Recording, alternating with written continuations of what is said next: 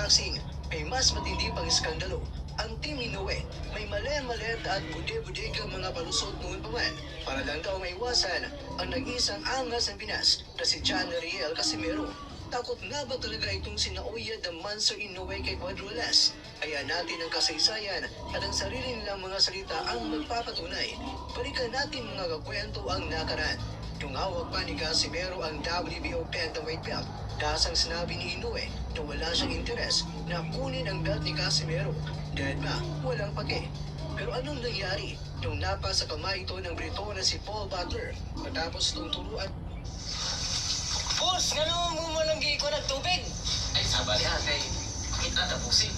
Kapag lubi ka nga, ato ang lubi diri, ato ang luto sa kumpras, kinilo ba ya?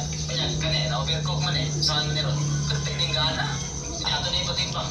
Kamay bayad sa pusing na to, may namubuan na to na ibukat kayo. Lah, muna yung kuhan lagi. Yung pag-deliver, ano yung mabaklod patay ta. Ay, lagi sama. Pag umagtimpangan utang ni pusing mo di ka, mursiko ni mukam ni balik. Mo na idea na. Ay, problema planta, at least. So, kini nga ko ang mga idolo, ang singkol sa Bugo Cebu. Posible na siya nga nanay treasure sa lalo. O, ako kaayo nga ko ang bangag ba? Yan yun, bangag. Bangag siya.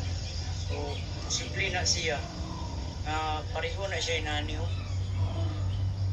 Pasig na inani sa lalong patrisyon. Pasig ka nang nasingkol. Tanil na sa hapon sa unang panahon. So kung tinuod manggaling, ayahay kayo ang tagiya sa yutaan na. Pasig na buwan si sulod trisyon ba? Parehay inani o. Pasig na ito inani ba? Sulod na sa singkol. Anak niya. So, kini nga po